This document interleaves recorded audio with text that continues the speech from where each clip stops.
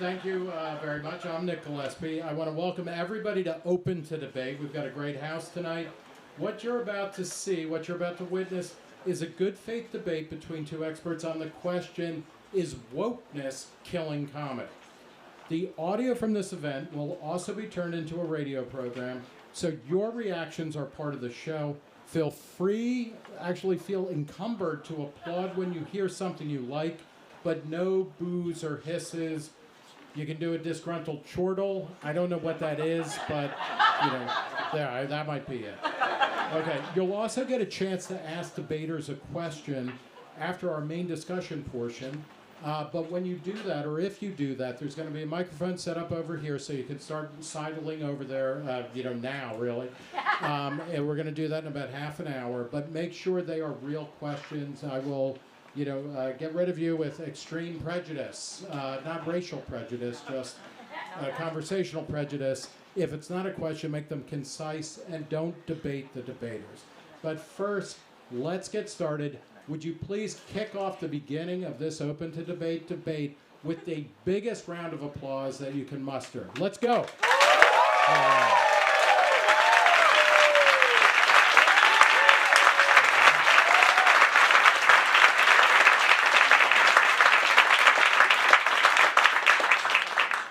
Welcome to Open to Debate. I'm Nick Gillespie, editor-at-large for Reason Magazine, and I'm guest moderating this debate here at the Comedy Cellar in New York City. We're here to debate the question, is wokeness killing comedy? I guess the very first thing we should do is define the terms of debate.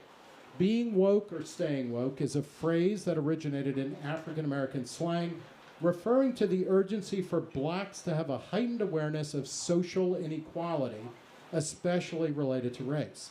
In contemporary usage, it means emphasizing issues of race, gender, sexual orientation, neurodiversity, and more when analyzing all social interactions. Supporters of wokeness say it calls much-needed attention to neglected but systemic power imbalances, while critics see wokeness as a way of shutting down legitimate debate and discussion.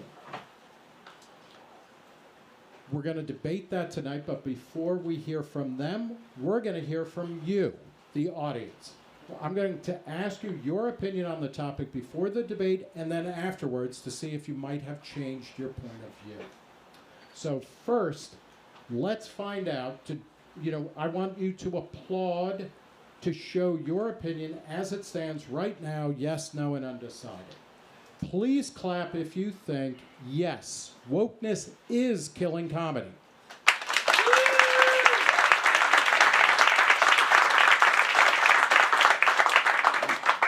Now clap if you think, no, wokeness is not killing comedy.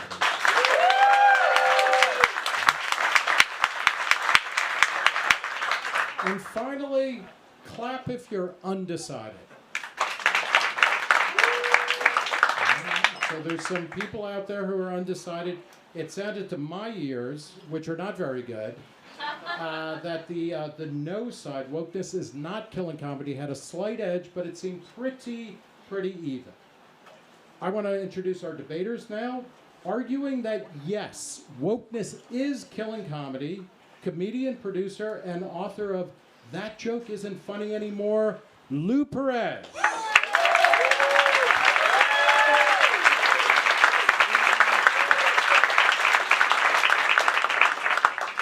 And arguing no, wokeness is not killing comedy, comedian and actor Michael Ian Black.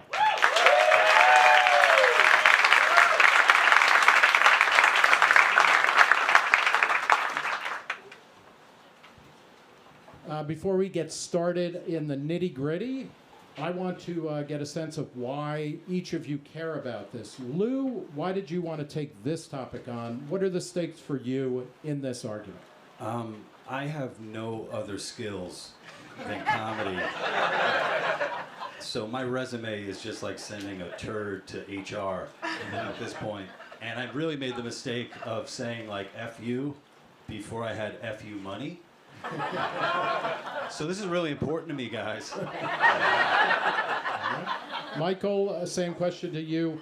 Why did you want to take this topic on? What are the stakes for you? Like Lou, I have no other skills. I consider myself a warrior for the First Amendment, and yet I am arguing that wokeness is not killing comedy. If anything, I think it is helping comedy. I say that as a warrior of the First Amendment. Okay. All right. Let's get to it then. We want each of you to take a couple of minutes to explain your basic position. Lou, you're up first. You answer yes. Wokeness is killing comedy. You've got 4 minutes to tell us why. Thank you guys so much. Just so you know, I went to college not too far from here. I went to NYU, and that's where I started doing comedy. This is my first time back in the neighborhood in a really long time. And I don't know, like the vibe has changed very much in New York. Like I took the subway here, and I was on the subway car, and I looked around, and everybody was on their phone. Everybody's just nose in their cell phone. Not one person was watching me masturbate. And I was trying to connect, man. I'm a comedian, I'm trying to connect. You know, when the debate was announced, everybody who reached out to me was like, is wokeness killing comedy? Like, is that even debatable? Like, yeah. Like, of course it is. Which put more pressure on me, because I'm like, if I lose, man, I suck. And I was also a little nervous, too, because, you know, the reality is, I fear that the systems of oppression might keep me from winning this thing. After all, Michael Ian Black is way more successful than I am. Also better looking. And he's a straight white man. Now for me, I am a Latino. My full name is Luis Amate Perez. And my father is an immigrant. And I do not have anywhere near 1.7 million Twitter followers, dude. Michael has all of the power. Yeah. And to make matters worse, I took a 23andMe. The results came back today. Turns out I'm 4.8% indigenous American, which means that I'm more oppressed than I ever knew. So not only will Michael Ian Black be punching down on me,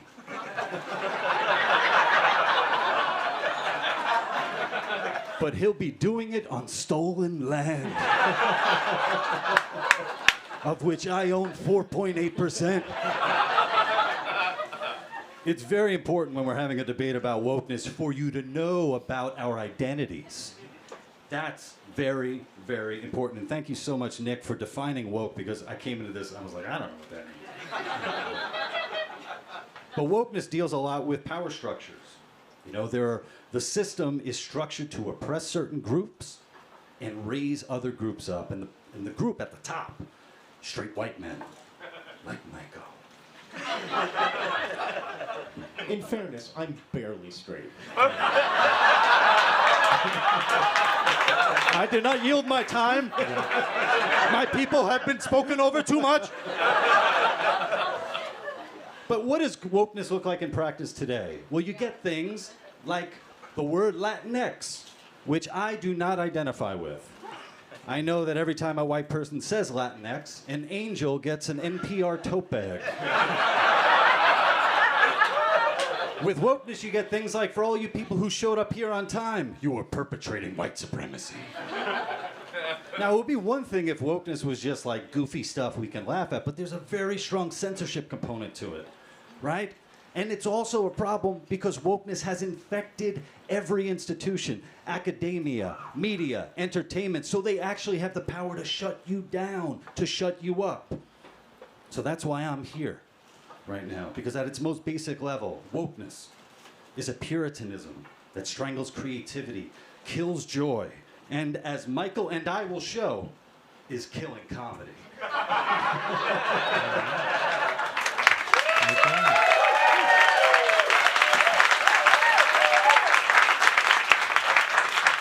right, thank you, Lou Perez. Michael Ian Black, you are arguing no, wokeness is not killing comedy. You've got 4 minutes. Well, thank you, Nick. Thank you, Lou. Lou and I actually have a lot in common. I also went to NYU, just down the street here. Yeah. I also masturbate, so I also am slightly swarthy, I feel like. I mean, I feel like we share that. Look, you're slightly swarthy, too. I feel like we have 3 swarthy gentlemen up on this stage. We're all It's passing. a real rainbow coalition. And Lou, that was a very funny, entertaining 4 minutes of comedy which really did not address the central question in the debate. Is wokeness killing comedy? I was all set. I wrote notes to refute your points. Sadly, you made no points.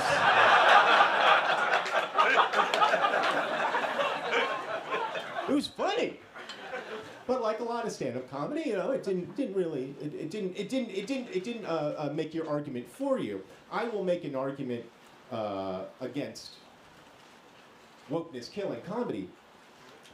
And I think the reason you were struggling, perhaps, and I don't want to put words in your mouth, is there is no evidence that wokeness is killing comedy. Nothing could be further from the truth. We sit here today in the Comedy Cellar, just down the street from the other Comedy Cellar. They had to open this one because that one was doing such gangbusters business in this age of Me Too and wokeness. You can really point to no comedians who have had their careers utterly derailed by comments they may have made, other than perhaps Michael Richards, and I think we understand why. If you don't recall, Michael Richards got on the stage, not so different than this one, and just started screaming the N-word for about 3 minutes. That didn't go over well for him. But he may be the rare exception. The fact of the matter is, comedy is alive and well and flourishing in ways that it never has before. And more importantly than that, it's flourishing with a much a broader spectrum of people than it ever has before. It's no longer just swarthy guys sitting up on a stage. I'm glad that it's dudes up here debating this, because this seems to be a problem really only among dudes, and in particular, mostly white dudes. You do have people like Dave Chappelle who complain about it because he can't make as many transsexual jokes as he thinks he deserves to make. And I should rephrase that. He keeps making them. Nobody is stopping him from doing so. Nobody is stopping any comedian from performing any kind of material they want. The difference is audiences are a little bit more sensitive, perhaps, and I'm not going to say sensitive, I'm going to say discerning. They're more discerning than they used to be. A good friend of mine, Mike Birbiglia, who's a really great comedian, had a joke in his act a while ago about how he could never compete with the comedian who used to get up on stage and just go, hey, how many, and I can't say the word because we are on NPR, he would just go, hey, you're a F word, and you're an F word, meaning a slur for gay people, and would get huge laughs. We don't make those jokes anymore because there's nothing inherently comedic about calling somebody a slur. Wokeness sort of awakened a lot of comedians to that point. It is wokeness that said, hey, if you want to come up on stage and make ethnic jokes, that's fine, but at least have a smart point of view about it. At least be able to defend your material instead of just getting up on here and slamming various ethnicities for no reason other than it's easy to do. And with that, I yield back. All right. That's our opening statements. We're going to... I won? Did I win? You gotta win. You know, you were born on third base. It doesn't mean that you're going to come in first.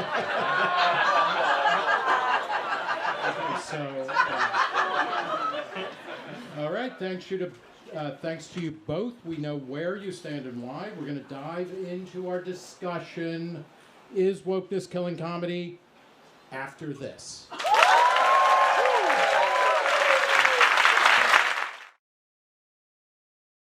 Okay, welcome back to Open to Debate. I'm guest moderator Nick Gillespie. We're at the Comedy Cellar in New York City debating the question, is wokeness killing comedy? We've just heard our opening statements from Lou Perez and Michael Ian Black. We're going to move into our discussion right now. I just want to very quickly summarize, I think, and guys challenge me on this. Lou, your basic position is that wokeness is censoring the minds of comedians and it's strangling creativity. Michael Ian Black argued, no, comedy is more successful, more popular than ever. There's a broader spectrum of comedians. And the only people who are arguing about this are mostly white dudes, which this 2/3 of this dais seem to be white dudes. Okay, so let's start our discussion. We're going to talk for about 25 minutes on that. Lou, I want to go to you first. Do you agree with Michael that comedy is bigger than ever? And if so, does that undercut the idea that wokeness is somehow strangling creativity or killing comedy? Well, I think something we need to talk about, and Michael's brought this up before in his opening, the idea of if you're going to make an insensitive joke or a joke about race or something like that, you should have a good reason to back it up that you did that. And that actually flies in the face of wokeness, because for wokeness, intent doesn't matter. Impact matters. So you can craft like the most amazing joke about race and racial dynamics and all that, but if it's capable of doing harm to somebody, then it's a big no-no. And that's where people can actually come back at you for that. And as far as things being bigger now, like there's opportunities there to get yourself out there. But ultimately, what I'm concerned about is the material that's coming out and where people fear to tread. Can you just focus on that a little bit? Do you feel like people are doing, I don't know, less racial, less sexual content than they were doing, I don't know, 15, 20 years ago? Or how might we measure that? So I've been doing comedy for around 20 years. I think Michael's been doing it maybe like 30. And one of the things that happened, he looks like it, doesn't he? One of the things. I thought this was going to be respectful, Lou. So one of the things that I had to do, I had to research and go back and check out old material that Michael did, right? Because that's what the culture tells us. Like, here's a guy who's pro-woke. I wonder what dirty secrets he has. And honestly, I felt like a dirtbag going back and doing that, because sure, Michael has done blackface with Stella. He has done Asian face with Stella. Rape jokes, jokes about Puerto Ricans, pedophile jokes, but also AIDS jokes. He has a poem he did. It's called "If I Had a Slave," which is brilliant. It is awesome. It's such a great thing. It's a thing that another comedian made that I'm like, damn, I wish I had thought of that. I wish I could have done that. And he did it already. And Michael has so much material out there that today would be a no-go. But he had the freedom and the courage to do it and to test the boundaries of it. And now you're saying, well, can't do that now. And I have an issue with that. Do you want to recite? I have a slide. If I could, I was actually going to Google it to see if I could, but I don't have internet down here. But the basic gist is, if I had a slave, I would be such a good slave master. Yeah. It's amazing. It's incredible. Really. But the fact that I'm able to come up on this stage and say that and get a laugh, I feel like disproves your point, which is that, yes, I feel like I can still do that material. Blackface, I don't think I would do anymore, and I think that's exactly right. But the question is, and we did it once for a television show called Stella on Comedy Central. The point of the blackface was to actually show how offensive it was. And the Standards and Practices Department at Comedy Central approved that joke. Would they approve it now? Probably not. You're probably right about that. But you're talking about, I think, minutia in the larger scope of things. The fact of the matter is, Nick, you asked the question, are people doing less sex material or race material or what have you? And you know, I have been around comedy 30 years. Come on, Lou. I'm only 26 years old. And what I have noticed in my time in comedy over these however many decades is that material does change, and it does respond to kind of the social mores that are sort of percolating right now. There was a moment when we had a terrific opening comic named Ginny Hogan, who you, if you're listening on the radio, didn't see or didn't hear, but she was great. She had a joke, a really funny joke that she said she wrote during the Me Too movement, but couldn't. Ginny, come up. Can you say the joke? Come on up here. Yeah, come on up. Say the joke. I don't want to. Are you forcing her in her mouth. So come up here and tell her. Can you break the fourth wall in radio? Because we're doing it. There's no rules in debate. Debates famously have no rules. That's why we fought a revolution with England, right? I didn't know we could bring guest witnesses. Because I got a physicist out there who's ready to say anything I want him to say. Ginny Hogan, please. I don't want to take sides, but I didn't stop telling this joke because it was offensive. But it is okay. I'll tell the joke. The joke is I only like gentle sex because I'm a very light sleeper. That's a great joke. That's a great joke. And Ginny said she wrote it during Me Too, but then didn't quite feel comfortable doing it during Me Too, or the sort of the height of the Me Too movement, but now sort of feels like maybe she should bring it back. So you're seeing kind of social mores sort of ebb and flow kind of in real time, because Me Too obviously wasn't that long ago, or the height of it wasn't that long ago. It's still obviously undergoing, Russell Brand. But people's sensitivities kind of rise and fall with the tides. I don't know that that's a bad thing, and I don't know that it's a bad thing for comedians to respond to that. Right. Can I just follow up on that a little bit, though? Is it a bad thing if things get judged by contemporary mores looking backwards? So, I mean, would there be a Blazing Saddles under today's kind of, woke atmosphere? I feel like Blazing is Saddles is like kind of the de facto movie to go to when what you're about talking Tropic about Thunder? No, wait. I agree with Michael. It's with Blazing Saddles. I mean, something that people don't acknowledge is that I personally don't think it would be made today because the ending is so insane. It's almost like I think it would just like put production just way over the limit. I think there'd be other reasons. Budget-wise, you mean? I think budget-wise, yeah. We agree. From a budget point of view, Nick, there's no way. No way. Pick a better. It does end with a bunch of Nazis, and Nazis are still in movies, right? God, I love But Nazis. what about more recent movies like Tropic Thunder or The Ringer, which focus on Special Olympics and things like that? And I'm not saying those movies have to be made, but is it a sign that wokeness has throttled the range of material that's going to be used? Well, unfortunately, it's impossible to look backwards and say, well, this would get made or this wouldn't get made. And I don't know that it's a particularly useful exercise because things that we're making now may not have been able to get made then, for example. I don't know that Barbie would have been greenlit in its current form 10 years ago, but it is now. And part of what's so good, and I will go further to say that the wokeness is actually good for comedy, part of what's so good about it is the trickle-down effect. When we start saying we as an audience or we as performers should be more sensitive to the kinds of things we're saying or have maybe stronger opinions about the kinds of things we're receiving, what it does is it makes comedy a safer space for people who weren't necessarily performing comedy before. As we talk about material that's changed in the last few decades, let's look at the kinds of people who are performing comedy.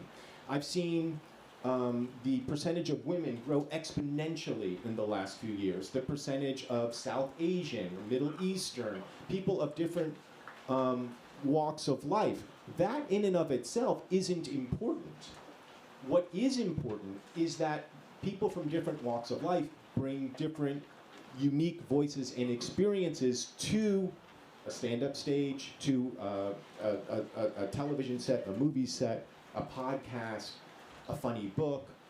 And who knows, in a few decades, maybe they'll be on this stage. in this debate. Nick, if I could just jump in. Yeah, because well, a couple of things I'd like to talk. I'd like to point out. Yeah, would you address, say what you're going to say, and also, if you're not, also factor in this question of trickle-down comics. Is that a good thing or a they're bad all thing? Reaganites. He knew how to tell a joke. Well, something something to say. Like I'm not necessarily concerned about the stuff that's already been made. Even all the examples of scenes that need to be cut in order to be more palatable to a modern audience. Take something like Roald Dahl, where using words like fat. That's just going too far, but you should stick a strap-on a kid, and then that's how you really. Wait, is there a Roald Dahl movie where there's a strap-on? I'm working on it, man. So one thing that I think we need to just to clarify that, so people understand, Roald Dahl, the venerated children's author. His books are going to be rewritten by his literary executor and his publishing house to stop calling characters fat, bald, short, ugly, and the like. Yeah, they're going to be brave now. Are they going to do anything to ameliorate Roald Dahl's virulent anti-Semitism? Or the murder of children. They're working on that. They're working on that. That's after this project. So when it comes to representation, right? And one of the things that I find is really interesting in surveys. There's a writer, Wilfred Riley. He's the author of the book Hate Crime Hoax. And to quote him, per several studies, the only group that strongly supports the movement of speech in a more woke direction is made up of young, liberal, white women. And as somebody who grew up in the 80s and 90s consuming comedy, most of the stuff that I watched were black shows. In Living Color, Living Single, Rock, Fresh Prince of Bel-Air. When it came to movies, Eddie Murphy was my god. There was a time where I almost feel like I'm living in a different alternate universe where I'm like, don't you guys know that the voices that we used to have were everywhere and they were amazing? And so it's sort of like we're sort of playing up this thing like, oh, we need more and more representation, as if we've never had it before, and as if it wasn't at just an amazing time to grow up as a fan of comedy, too. If you want to, I guess part of the question is if wokeness has ushered in more types of people, or it has made space for it. Is that important? Is what Lou's saying? Yeah, that is important. It's important for the reasons that I said. Not only because I do think there's something important and valuable about audiences seeing themselves reflected in on people they see on stage or on TV or on movie. In a movie, it doesn't mean that you exclusively have to feel connection with people who maybe physically resemble you, but I think there is something valuable, and I know there is, because somebody like Atsuko Akusana, I think that's her last name, who is a Japanese comedian who's just sort of popped in the last year or so. She talks about how, for example, when she was growing up in the 80s and 90s, Margaret Cho had a sitcom on, and it was Margaret Cho who sort of gave her the idea that an Asian woman can get up on a stage and do this. And we see those kinds of stories time and time again. So I do think it's important. I do think that more voices can only help comedy. Broader voices can only make comedy broader, richer, deeper, and more interesting, ultimately. I want to go back to something that Michael said when he was talking about trickle-down comedy and saying that wokeness actually makes comics work harder to get their jokes across. John Cleese of Monty Python fame is on the record as saying... No idea who that guy is. Yeah. Let me Wikipedia. But he said, in the current climate, and both of you can get on this, but let's go to Lou first, you think of an idea and you immediately think, oh, is that going to get me into trouble? All of that stuff immediately stops you being creative. Lou, that echoes some of what you were saying. I'm not accusing you of plagiarism. But is that what's going on? And you were saying you don't want to look at things that were in the past, but is this a question of what is not being joked about? Yeah. So in my experience, we can go down a list of well-known people who have been supposedly canceled or not canceled, and in my own work, I can tell you that I've had experiences where I've worked with collaborators who I've known for years and worked with on a number of projects where they've asked me, please don't credit me on this video because there's a chance that it could derail my career down the road. In my book, there's a chapter I titled "Letter from a Coward," of a guy who reached out to me and said, "Yeah, man, I really liked that post, and I was going to comment on it, but I didn't want to get in trouble at work." Recently there was the Washington Post reporter Dave Weigel who got into trouble because there was a joke that was posted on Twitter that he liked and shared, I believe, and the joke was, "Every girl is bi. You just have to figure out if it's polar or sexual." Now you guys all laughed, but the people here, all of you guys laughed, but Dave Weigel went under immense scrutiny. Fellow journalists at the Washington Post wanted him to not only apologize, they didn't want to work with him. They claimed that he was making an unsafe environment and all that. That is the environment that up-and-coming comedians are trying to work in right now, where liking the wrong joke could derail your career. And I think that it makes it a very, very tough time in a genre that's already tough. Genre is a really nice word. It's already tough to try to make something new, to make something great, to make something original, and then adding that pressure on it, I think, is gets in the way. But Dave Weigel is a journalist working at a newspaper. Whether his peers disagreed with him liking a joke has nothing to do with the idea of whether wokeness is killing comedy. The two are unrelated, and I just question. I mean, I guess what I want is evidence that somebody liking a joke has derailed a comedian's career or affected comedy. Well, can we talk about a couple of examples? No, not if you have some at the ready and I'm unprepared to defend them. Then no, absolutely not. They are all in this room right now. Step up, ladies and gentlemen. Yes, let's talk about examples. Kevin Hart, in 2019, he got the gig hosting the Oscars, and then he was fired because of old homophobic tweets and jokes that he did. Yeah. Shane Gillis was fired from SNL also in 2019. This was not a good year for comics, I guess, due to podcast appearances in the past where he did ethnic voices and jokes. Again in 2019, Roseanne Barr fired from her sitcom reboot in 2019 after posting racist tweets saying Obama advisor about a past Obama advisor. And then we can go back to 2011. Gilbert Gottfried, the late Gilbert Gottfried, fired as the voice of the Aflac duck after making jokes about Japanese earthquakes and the ensuing tsunami.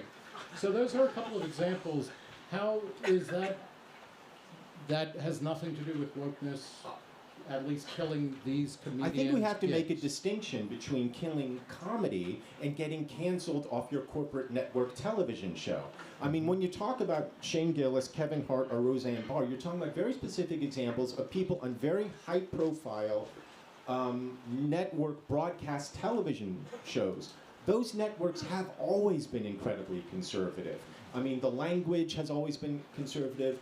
Sexual situations have always been incredibly conservative. If you expect to, in the case of Roseanne Barr, go on Twitter and make just racist comments and expect your corporate job to not react to that in some way, I wonder whether anybody in here who has a corporate job wouldn't expect to get some sort of reprimand for referring to one of Obama's chief advisors as something out of Planet of the Apes. I expect they would. I don't think that has anything to do with killing comedy. I think it has to do with not being an idiot when you have a very high-profile corporate gig. In the case of Kevin Hart, I actually think that is a pretty good example of somebody who maybe it went too far for. Because I think, and if I'm mistaken, then forgive me, but I think he did apologize for those jokes and those comments. That being said, Kevin Hart has done just fine since then. And Shane Gillis, by the way, also has done incredibly well since then. And as somebody who performed in blackface, is there a...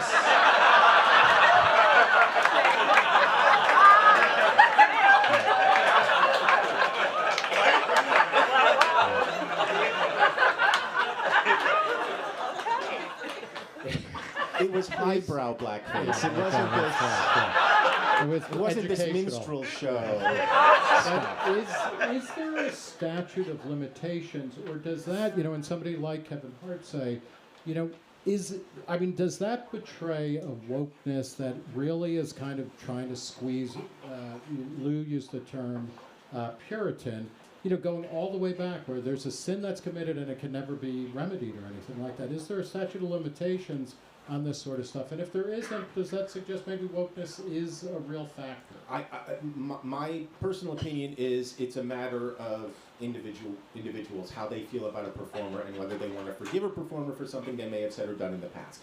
I don't know. Like there's people, this isn't about wokeness, but there's certainly people who have said, Louis C.K., why do I care that he did what he did? I'm going to go see him at whatever But huge that's got arena to see he's him on playing a at. twin bill with Gallagher.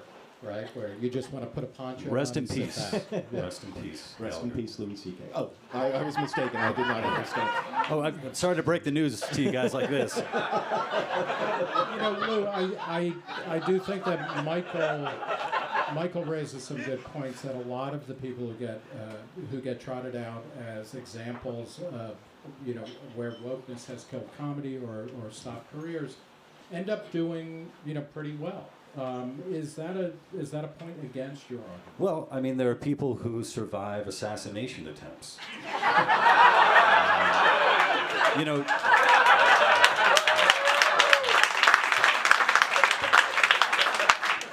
So a lot of people have done well in spite of the attacks on them. You brought up Shane Gillis, and for those of you who aren't familiar with Shane Gillis, the guy is a great stand-up comedian, and he's a great sketch comedian.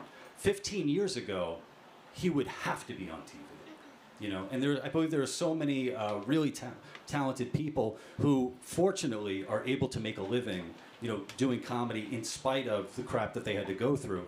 But at the time, people were saying treating it like, oh, whatever, no SNL, he'll find gigs elsewhere. You're talking about a comedy institution that launched the careers of so many legends, and to have that taken away from you is not something I think is just easy to brush under the rug. And also, with a lot of the people who were doing well, a lot of we could probably talk about how comedy is doing with online stuff. All the great comedians that are making stuff online. And nowadays, if you want to see great stuff, you got to go and watch online. But there was a time, again, when we were coming up, where the vanguard of comedy was happening on the screen. It was happening on TV, both in cable and network. And as a fan of comedy, right, I want it to be that I need to catch those network TV shows again. I want the greatest stuff to be there. I want so much comedy. But where was the edgy anti-woke comedy on network television when you were growing up? Maybe All in the Family. That's no, I'm not that old. No, me neither. Obviously not. It's something I read about. I would on a CD-ROM. I would say. I think In Living Color was great. I think Martin was great. One of the ongoing characters too, if I got to remind you guys of, is that on a lot of these shows there was always the one black race conscious dude, right, who saw conspiracy everywhere, who was basically the proto woke guy, and they always goofed on that dude. And they're like, no, it's not racism. You don't have a job. You're lazy, dude. These were normal jokes that we would hear. And now that guy who believes that, he gets a PhD and a grant to do research at Boston University. Dr. Kendi. Peace be upon him.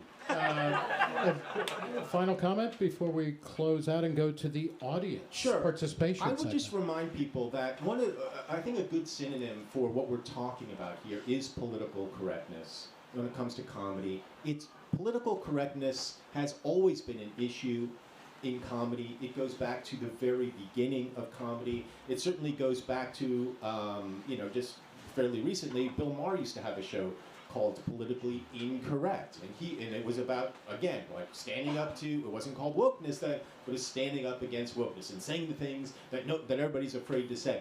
Bill Maher got canceled for saying that the hijackers were brave for flying their planes into the World Trade Center.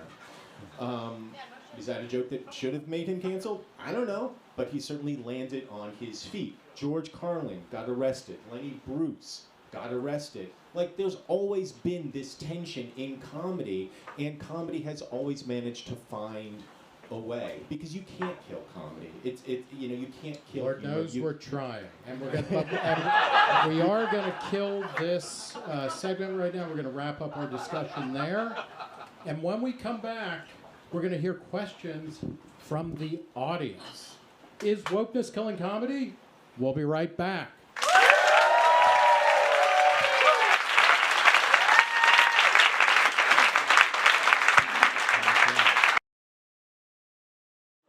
Hi, Jesse, Michael, Lou, who I know a little bit. Question for Michael, which is, first of all, you guys should upload Stella to YouTube in higher quality. It's a major societal issue. I was hoping you would Please. address it. More of a comment than a No question. speeches, just questions. You said if someone gets on stage and just uses ethnic slurs, that's not humor. That's sort of what gets me about this. I'm sort of more on your side of this issue, but like humor is what makes people laugh. What's like the principle here? Because there doesn't seem to be coherent principles about punching down or what you can or can't make jokes about or anything else. You can make jokes about anything. I would encourage people to make jokes about anything. I mean, as I said, I am a First Amendment warrior. But there's a difference between just sort of pointing out somebody's ethnicity and using the sort of laziest tropes about it as humor, which may, and I guarantee you will get laughs, versus having a sort of thoughtful take on ethnicity or sexual orientation or gender or whatever. And I think this movement has actually elevated comedy to make comedians, good comedians, more thoughtful about the jokes that they make. Because they can't, it's harder to stand on those crutches. Thank you. Lou? Yeah, so I would say, there's something, interesting about like a Don Rickles routine. He can go, he can make fun of people. And one of the things about, wokeness is, how it pushes against the individual, that each one of us has an individual experience, and instead of that, it starts just making groups, and this idea that everybody in this group has a similar experience, whether it's the black experience, the gay experience, And it's the opposite. It's actually the opposite. Like Don Rickles is doing exactly what you just described. Don Rickles is the guy saying, I hey, guess, there's a black guy. Where's the bone in his nose? Right, like, that's a typical Don Rickles joke. I need to correct myself. Basically, wokeness is the updated version of Don Rickles without the punchlines, in a way. And I want to give you an example Wait, can here. you unpack that a little bit more? Because I'm not sure that wokeness I don't know equals what Don Rickles. I have a paper that I'm going to write about that. Wokeness is the new Don Rickles. One example that I want to give you guys. I don't know if you guys read recently in the New Yorker, but there was an interview with the comedian Hassan Minhaj. The New Yorker. I'm impressed. With Hassan Minhaj, and it turns out that Hassan, who is a Muslim American, he made up a lot of the stories that he tells in his stand-up. And when called out on it, instead of admitting, oh yeah, they're lies, what he called them was emotional truths, right? And he's sort of playing a part. He's playing a role in this sort of identity politics thing, where all Muslims have the same experience. Now, I just want to put it out there. This is a guy who grew up, like after 9/11 and went over 20 years as a Muslim American without having a racist experience. So much so he had to make them up. That's something we all as Americans should be proud of. Never forget that. Let's go to the next question. Can we hear from a woman? Do you want me to raise my voice? Next question. Lou, you came here to argue that wokeness is killing comedy, and your opening act was making fun of woke people, which kind of seems like they just gave you a bunch of material to work with. And so I guess my question is that most comedians today get their followers on Instagram and TikTok, but as long as those platforms aren't censoring comedians, isn't wokeness just giving you good material to write jokes about, and you can get your followers that way? You know, I hear what you're saying there. The one thing is, like, anyone who's, you know, a creator on those platforms understands that on each platform you're also dealing with different community standards. So one of the things I give many props to Michael for being, you know, all about the First Amendment and a free speech warrior. The fact is that a lot of these platforms, they are not. Whether it's whether they're, you know, because they're you know, based in foreign countries, right? So when it comes down to the type of stuff that you're able to put there, you're often dealing with different censors, you know, and that can make it tough to develop an audience online. So that's why you know, that's definitely a mark against it. Next question.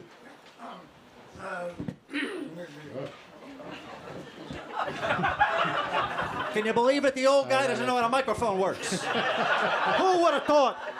Who would have thought it? Question, please. First name is Gene.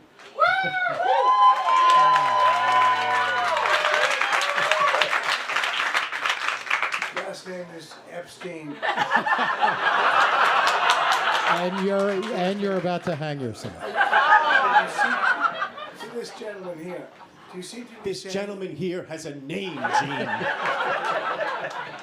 The question is to Michael, please, Gene.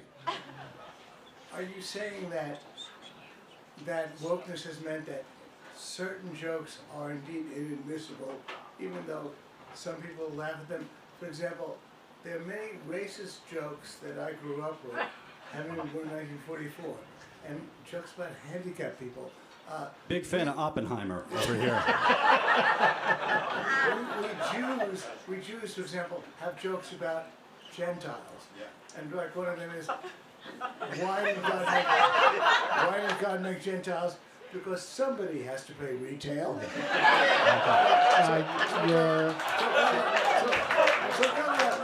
You know, open mic is later, Gene. So, what is your question, please? Nick always does this to me. Anyway, the point is that the question is: are you saying that a joke that's racist oriented, that says that basically, as a group, Gentiles are stupider than Jews, who are smarter than Gentiles? Do you think that is something that woke has destroyed, but that on net woke has brought benefits? No, because Thank Jews are smarter. That's just a fact. Are there good jokes to say about that? It's actually an interesting example, Gene, because the conceit behind the Jew-Gentile joke right there that you just described is about a minority speaking, sort of, you know, punching up in a sense, because the Gentile is the group that has the power in the culture. Now, there's a difference between that and, let's say, you mentioned Eddie Murphy before. Eddie Murphy came out in his 1983 album, I think it's called Comedian? Is it Delirious? Delirious? Whatever it is. He comes out and literally, like, one of the first two things he says is, I've got rules on my show. And the first rule is, old people with no sense of humor, you know, you get out right now. The second thing is, and he uses the slur for gay people, those people, I've got on the script the joke. I already screwed it up by not saying the word, but those people don't look at my ass, basically. And he's saying, you know, he's using the F word there. And I was thinking about that and thinking about what if he had come out, because I'm Jewish, what if he had come out and been like, and you know, my other rule is no, and I'll use the K word, no K is allowed at my show because I know what they're looking at. They're always looking at my wallet. Like, how would I feel about that as an audience member? Like, would I think, oh, that's hilarious and I should just go along for the ride? Or would it, like, actually kind of hurt me? And I feel like it would be hurtful because it's based on the cheapest sort of dumb stereotypes, the same way his joke about gay people is based on the cheapest dumb stereotypes. I agree that the cheapness of the joke has nothing to do with any Jewish stuff.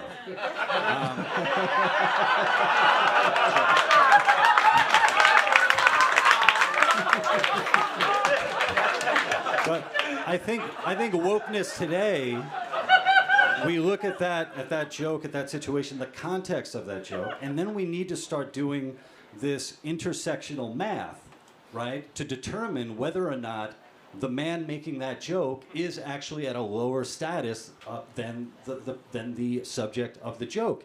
And it can get really, really confusing because I'm terrible, man.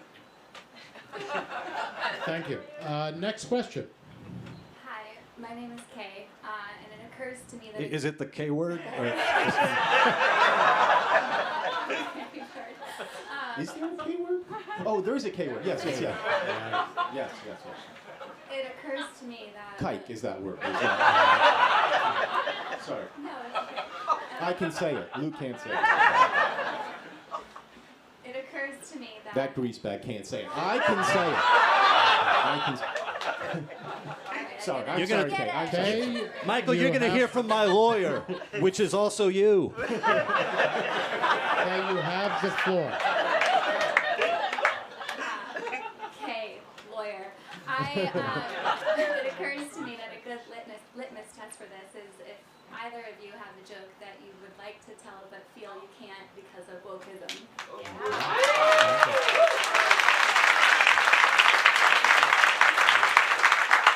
Lou, you want to jump on that grenade first? I do this thing where if I come up with a joke that I'm like, oh, I don't know if I should tell it, I send it to a friend, and if he laughs, I post it. And I have a really bad friend because he makes me post all the jokes that I shouldn't do. Now, I might be a little different than other comedians. Speaking to other comedians, I know that a lot of them are like, I'm not going to post that because I don't want the I don't want the headache. And it could be something that's a great joke. It could be something that's coming from a good place, but they're like, just forget it. So I think we are different in that aspect. Michael, what's your secret joke that you would like to broadcast to everywhere in America? I'm trying to think about it. I don't think I have one. Like, I used to do If I Had a Slave pretty regularly on stage. Like, I used to read it out loud pretty regularly. And I guess the truth is, like, I probably wouldn't do it now. But maybe I would. Maybe I would. That remains to be seen. Can I have, I hate to do this to you, sir, but can you hold on for a second? I want to take the question from the woman behind you, and then we'll come to you. It's actually a sexist move. Totally. Your name? Mary, and shout out to the Reason Magazine and Foundation.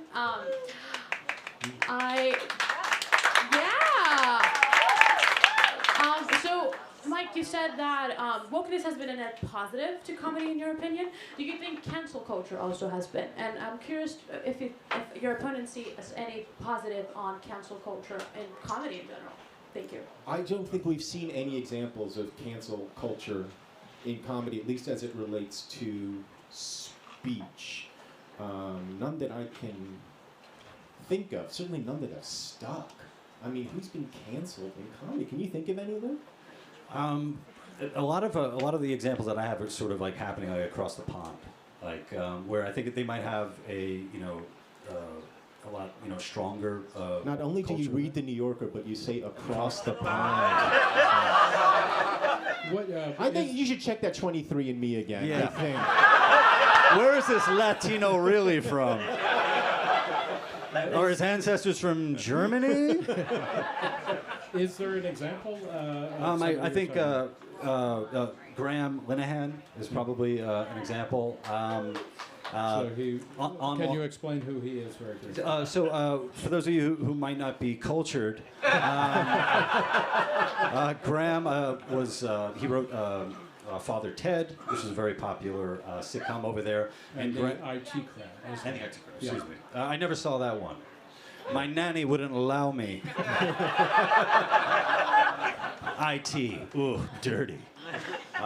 Man, how gauche. We had au pairs.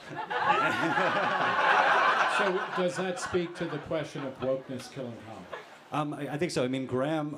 See, part of the thing about wokeness is there are certain things that somehow become, tripwires. Like saying that I believe that a woman is an adult female, or I believe that there are biological differences between men and women, and that sort of thing. And Graham, got himself into trouble for saying things like that, and it's pretty unfortunate.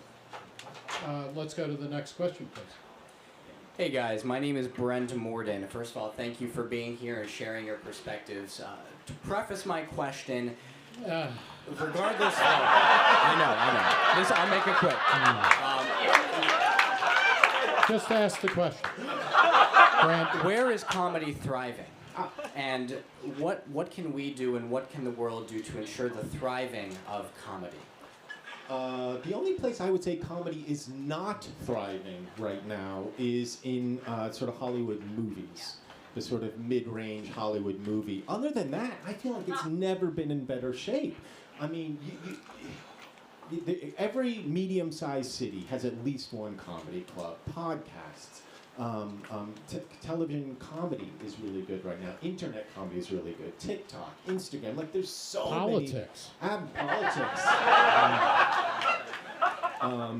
Very funny. So it's comedy is thriving. Do you agree with that? I mean, I agree that Ted Cruz is a hilarious Latinx politician. I agree.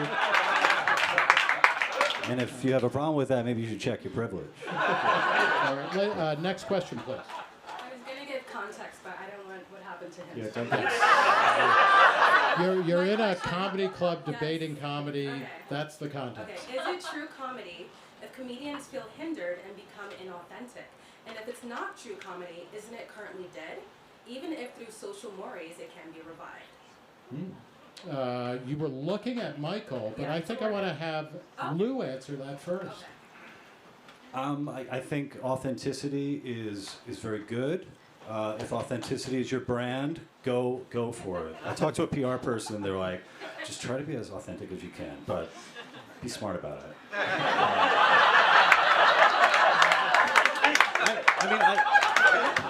I view comedy like all the arts, where I think Michael was quoted on a show where he said, like, when you guys were with the state, you guys were very much yourselves and who you were at the time, and you obviously matured. It's been a long time. I think there is something there, and I think that authenticity, there's something that speaks to people if you are presenting your true self in the way that you view the world. That's why I love Hassan Minhaj so much. He just speaks to the Muslim experience and the hatred that Muslims experience every day so beautifully. Do you worry at all, though, to the questioner's point? Does a fear of reprisal, make people into if your less interesting authentic self is going to generate the kind of reprisal that that you're afraid of, maybe you need to look at yourself a little bit more carefully. I mean, if your thing is you want to get up on stage and say, fuck these trannies and fuck these Jews and fuck these everybody else, aren't I hilarious? You could do it in a porn. You can't. Not in comedy. And I know I wasn't supposed to curse, but fuck NPR too. You're showing your true self. Yeah. Now this is my authentic self. Next, all of you. Let's try to get two questions in real quick. Sir, your question. Hi, my name's Ed. Blazing Saddles was brought up, and Lou, I was glad you pushed back against that as kind of a de facto. My question to both is there something that you admired that came out in the last 5 years or so that wouldn't have come out 40 years ago, like An I'm Pregnant or Plan B, a comedy about teen girls getting an abortion? Thank you. Well, shoot, I already used my good example, which is Barbie, which is a really good example. I have a 2-year-old and a 3-year-old, so my movie watching experience has been Luca, Turning Red, and rewatching. Schindler's List. Yeah, Schindler's List. Let's go to the next question. We're going to try and get a couple more in real quick. Go ahead. Hi, I'm Lola. I have a quick question. If White Chicks were to be made again in a sequel, and the studio approached either of you, what would your response be? Would you participate? White Chicks, a movie by the Wayne brothers where they look like Shrek, white, right? Pretty much. Are you yes or no, Michael? Are you in that project? Yes. Yeah. Okay. Anything that pays me money, I'm doing. Yeah. Cool. Lou? 100%. Yeah. All right. And let's have one more question, sir. My name is Robert. In deference to the NPR audience at home, I will identify myself as a Catholic, West Indian, black, queer Republican. Another one? Wait, and so I guess the question. Just pack the audience with them. In deference to Mr. Michael Lee in blackface.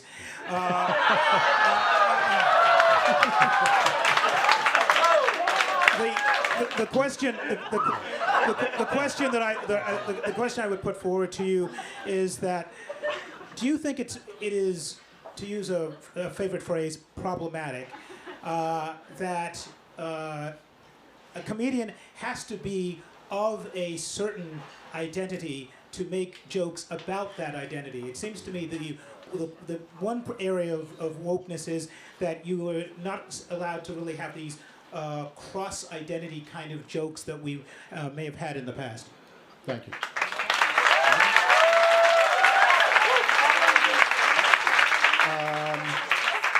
Yes and no. Yes, I do think that that is a fear and a concern.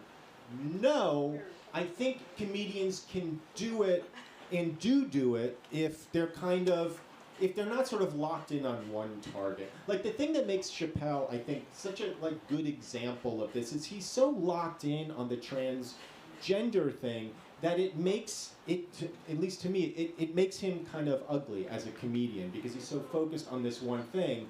Whereas if he sort of distributed his opprobrium more equally, I think it would have the opposite effect. Like a good example of this, we talked about Don Rickles before, is Jeff Ross, who has sort of inherited Don Rickles' mantle as an insult comedian. If you don't know him, he calls himself the Roastmaster General. He goes out, he makes fun of people, and he is beloved. I mean, he's kind of anti-woke. He's doing the Don Rickles thing, and it goes over beautifully because it's funny. Luke? Nothing. All right, that concludes our audience Q&A.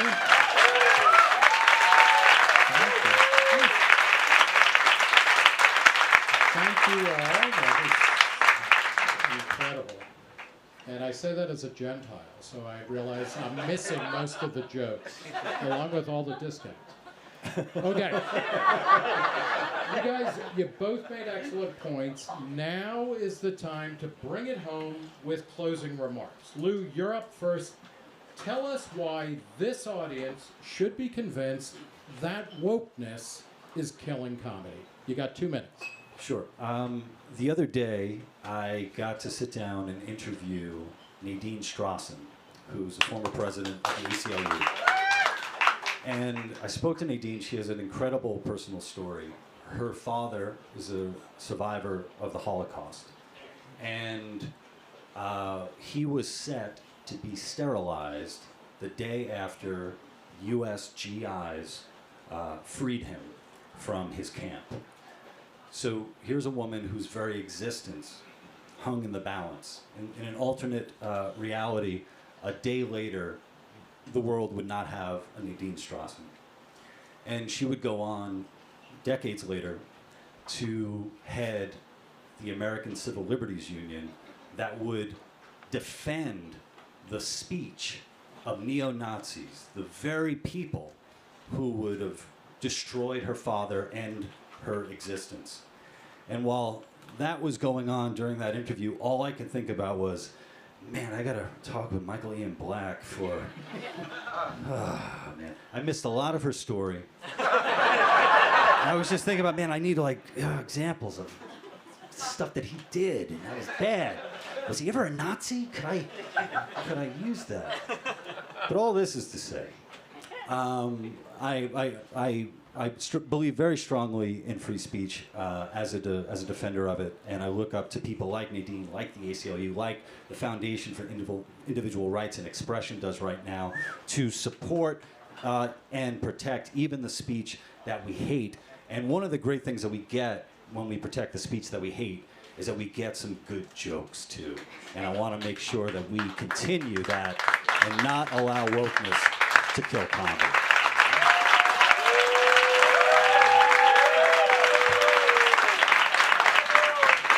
Thank you, Lou. And now, Michael, you have the final say here. Your rebuttal, please. Well, I was talking to Elie Wiesel, and he agrees with me. Okay, Lou? He agrees with me.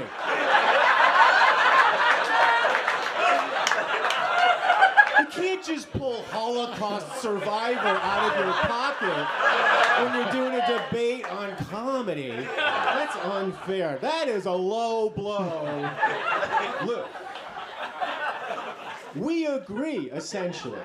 We agree that free speech needs to be protected at all costs. My argument is we haven't seen it be curtailed here in the world of comedy even a little bit. Free speech is flourishing, it's alive, it's well. I have a joke in my act about the First Amendment where I say, you know, I'm a proud American, and one of the things I love so much is our First Amendment, which means I can get up on this stage and say whatever I want, and it will be fine. And then if you do the same, meaning the audience, I will have you removed. Free speech for me, not for thee. Comedy is flourishing, it's alive, it's well. Having a little bit more, being a little bit more front of mind about other people's experiences, I think is a good thing to end. I will quote the British actor, Kathy Burke, who was on Ab Fab and other such things. She said, "I love being woke. It's much nicer than being an ignorant effing twit." But she didn't use the word F, and she didn't say twit. But again, this is NPR. Thank you, Michael. Thank you.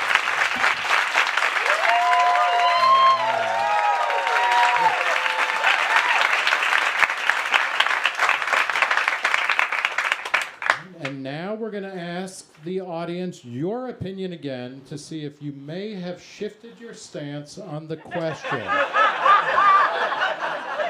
Is wokeness killing comedy? So after having heard this debate, I'm going to have you applaud to show your stance. Yes, no, and undecided. We're going to start with yes. Clap if you think yes, wokeness is killing comedy.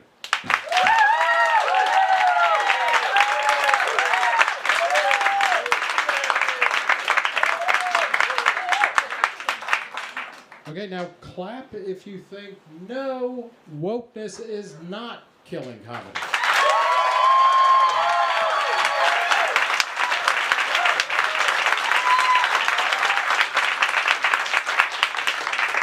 And finally, clap if you're undecided.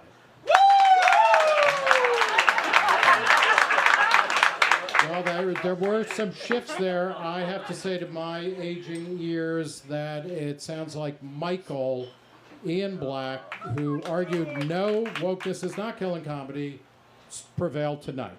So congratulations. Thank you. And, there's one last poll that I want to take here. Interested to know whether you changed your mind or not. Maybe not even on the whole question, but did you hear an argument from the other side that really gave you something to think about even if you weren't fully convinced.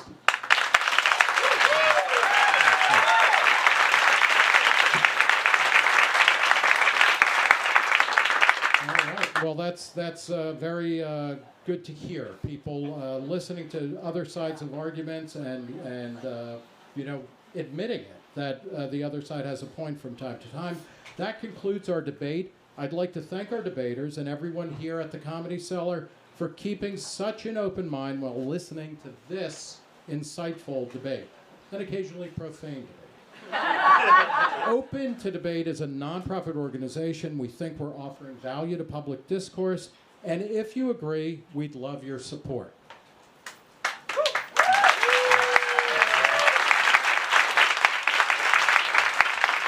And I think by support they meant money, but clapping is the first step in showing that you have a problem, I guess.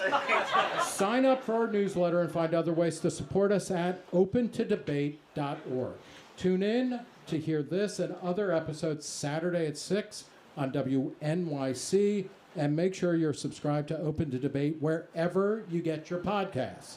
I'm Nick Gillespie, and thank you for joining us at this Open to Debate live taping. Thank you.